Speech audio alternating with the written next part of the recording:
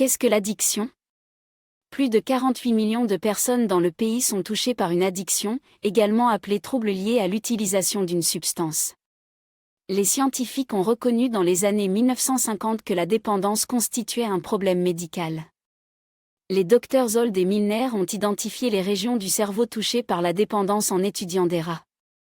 Puis, en 1994, les docteurs Volkoff et Schelber, neuroscientifiques de premier plan, ont réalisé des examens TEP du cerveau qui ont montré les effets des troubles liés à la consommation de substances psychoactives.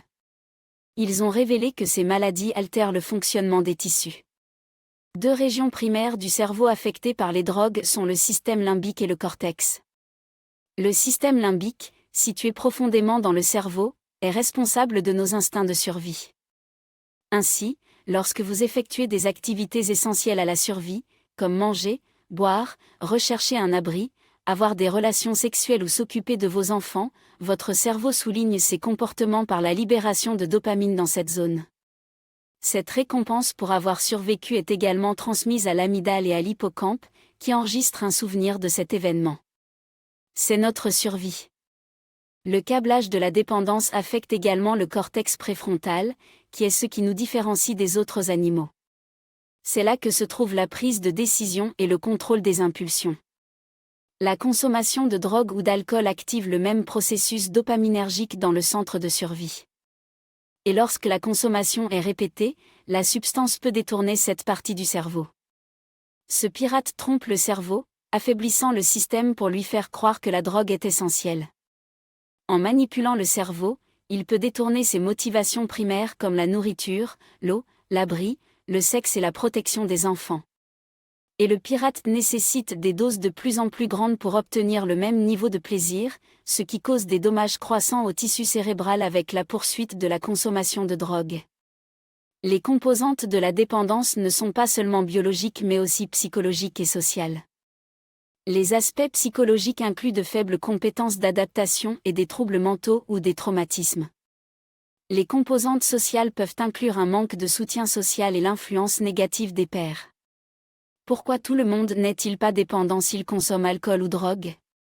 De nombreux facteurs contribuent à l'apparition d'un trouble lié à l'utilisation d'une substance. Il s'agit de facteurs individuels tels que vos gènes, l'âge auquel vous avez commencé à consommer de l'alcool ou d'autres substances, et des facteurs environnementaux tels que la disponibilité des drogues. Toutefois, une bonne nouvelle, la dépendance est évitable.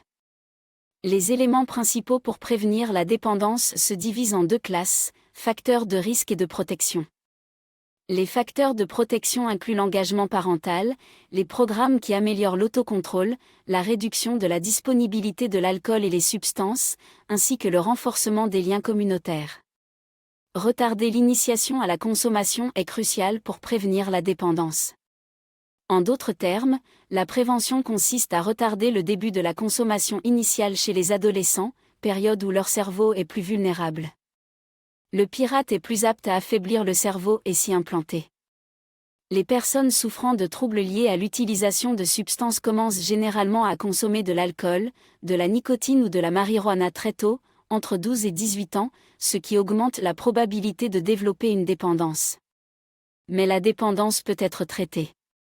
Des progrès ont été réalisés en matière d'évaluation, de programmes de traitement, d'aide au rétablissement, et de médicaments pour traiter la dépendance.